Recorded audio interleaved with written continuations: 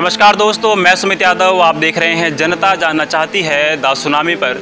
Ghazipur border पर आज मैं मौजूद हूं और यह आंदोलन लगभग 7 महीने का हो चुका है और सियासी गर्मियां भी तेज़ हो चुकी हैं क्योंकि उत्तर प्रदेश के चुनाव जो हैं वो नज़दीक हैं। आज हमारे साथ मौजूद हैं पूनम पंडित। इनसे कुछ बातचीत करेंगे क्योंकि शुरुआती दौर से आंदोलन के आप देख रहे होंगे इनका चेहरा और काफ़ी चर्चित चेहरा इस आंदोलन के बाद। तो कुछ बातचीत, कुछ वार्तालाप करेंगे। मैम, कुछ दिनों में थोड़े से विवाद भी हुए पूनम पंडित को लेके, काफ़ी सारी चीज़ें हुई। होते रहे मैं भाई, ये तो ये भी ज़रूरी चर्चे होंगे तो पर्चे होंगे, चर्चे पर्चे ज़रूरी।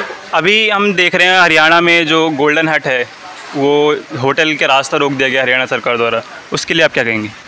देश के किसान उनके साथ हैं और उनके हौसले को सैल्यूट करूंगी। मैं तो रोते हुए भी कह रहे हैं कि मैं किसानों की सेवा बंद नहीं करूंगा। किसान आंदोलन जब तक चलेगा मैं इनकी मदद करता रहूंगा, सेवा करता रहूंगा उसी भाव से। सरकार है, ये ओछी हरकत है। ये ओछी हरकत तो वही दिखा सके ना जिसके हाथ पल्ले कुछ नहीं होगा। तो ये जो ऐसे बीमारी लिकड़ के आ रही ना, ज़्यादा हरियाणा के नेताओं का ही आ रही। जो हरियाणा के बीजेपी के नेता, ये बीमारी उनका ज़्यादा लिकड़कारी। कोई बात नहीं, हरियाणा वाले बढ़िया इलाज करेंगे। बाकी पूरा देश उनके साथ है, उनका सहयोग करते हैं, हम भी उनका सहयोग करते हैं। सभी जितने भी लोग हैं उनका सहयोग करें। उन जैसे व्यक्ति को ज़रूरत होती है देश की जनता की, जो आंदोलन में सहयोग कर रहे हैं, समर्थन कर रहे हैं। बाकी उन पर कोई फ़र्क नहीं पड़ेगा। ठीक है, काम है, नुकसान हो रहा है, लेकिन उन पर कोई फ़र्क इसलिए नहीं पड़ेगा। वो जनता का जो सहयोग है ना उनके लिए, वो बहुत बड़ी चीज़ होती है, मायने रखे। अच्छा पूनम जी, आप उत्तर प्रदेश से आती हैं और हरियाणा के जो किसान हैं वो तो इलाज कर ही रहे हैं, हम शुरुआत से देख रहे हैं।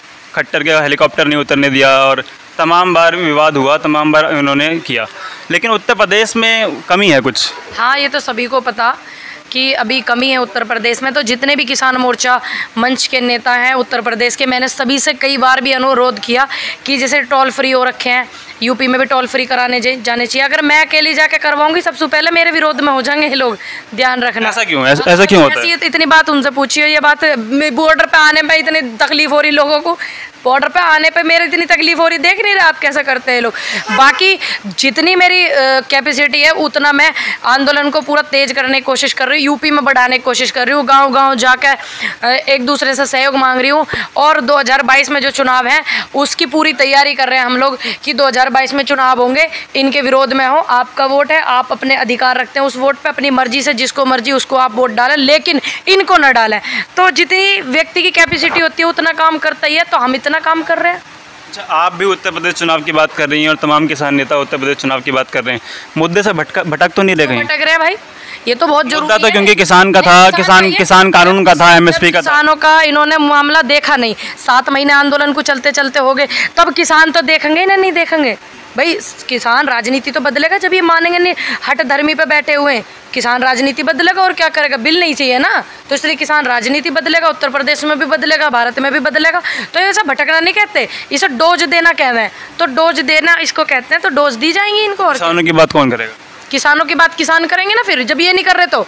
किसान नेता जो है हमारे, उनमें से युवा भी आवेंगे आगे और राजनीति बदलेंगे। क्यों नहीं बदलेंगे? किसान नेताओं को आना चाहिए राजनीति में, और जो किसानों के बच्चे हैं, जो युवा हैं, उनको आना चाहिए राजनीति में। बदलो राजनीति। जब जो व्यक्ति हमारी बात नहीं सुनेगा, हमारी बात नहीं मानेगा, और चौधरी चरण सिंह जी कह के गए थे कि जब देश का प्रधानमंत्री किसानों के बच्चे होंगे, जब आपकी बात मानी जाएगी। ठीक है, तो क्या क्या माहौल रहा, अब उद्योगपतियों के प्रधानमंत्री, अब क्या माहौल है, तो वो बहुत ज़्यादा ज़रूरी है।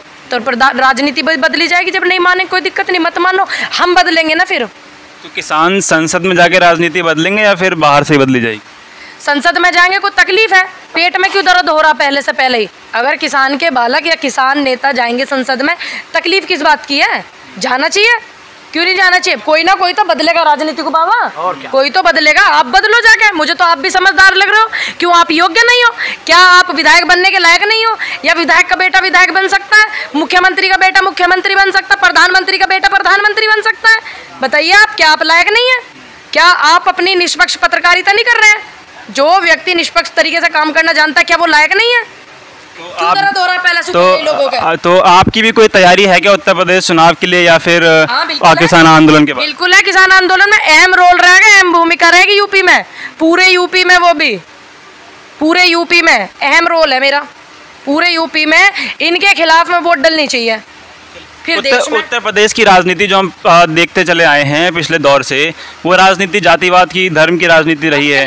और किसान क्या मुद्दा बन पाएगा? अब की बार सिर्फ एक जाति है, सभी को पता है। ये लोग ऐसा कुछ ना कुछ विस्फोट कर दें, धर्म जातिवाद में बांट दें।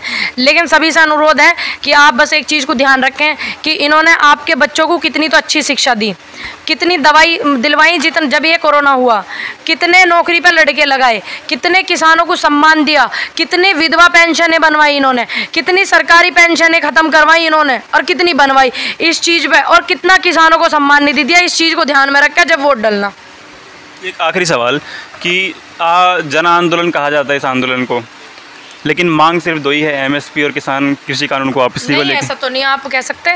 युवाओं ने जब अपनी आवाज़ उठाई, एसएससी वालों ने 2 से 2.5 लाख बच्चों ने जब आंदोलन करा तो उनको भी समर्थन करा। पत्रकारों के साथ दिक्कत हुई, पत्रकारों को समर्थन किया मैंने, बाकी औरों को तो मुझे पता नहीं किया नहीं किया। तो जन्म ही है ना वो भी, जो युवा अपनी आवाज़। सवाल ये है कि मांग तो केवल दो ही है।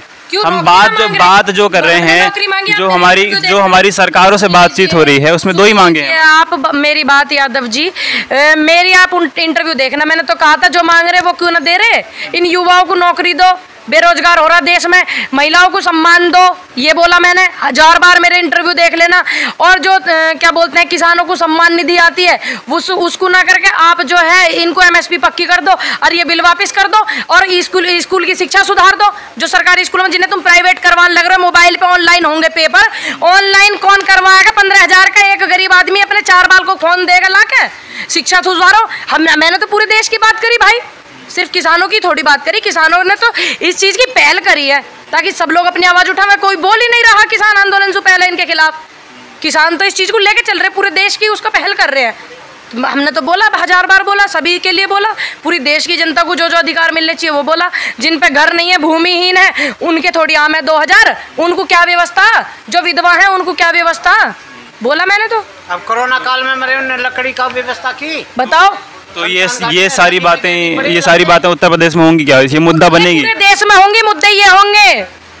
और ये मुद्दों को दबाने के लिए कुछ ना कुछ करेंगे, पर आप लोगों को ध्यान नहीं देना। मुद्दे ये होंगे देश में, पूरे यूपी में भी ये होंगे। और जब चुनाव होगा, ठीक, और फिर केंद्र की सरकार के जब चुनाव होंगे केंद्र वाले, जब 2024 में भी ये चुनाव होगा, कितने राफेल आए, ठीक, कितने चार्टर्ड प्लेन आए इनके लिए, कितने राफेल घोटाले करे इन्होंने, कितनी सेंट्रल विस्टा बनाई, कितने कार्यालय बनाए बीजेपी के इन्होंने। इस चीज़ को देख के मुद्दे में चुनाव होगा। चलिए, तो ये थी हमारे साथ पूनम पंडित जी। तो इसके बाद हम देखेंगे आगे क्या तस्वीर होगी उत्तर प्रदेश चुनाव की, उसकी भी तस्वीरें हम आपको दिखाने की कोशिश करेंगे। जुड़े रहें हमारे साथ, देखते रहें द सुनामी। तब तक ये नमस्कार, खुश रहें, स्वस्थ रहें।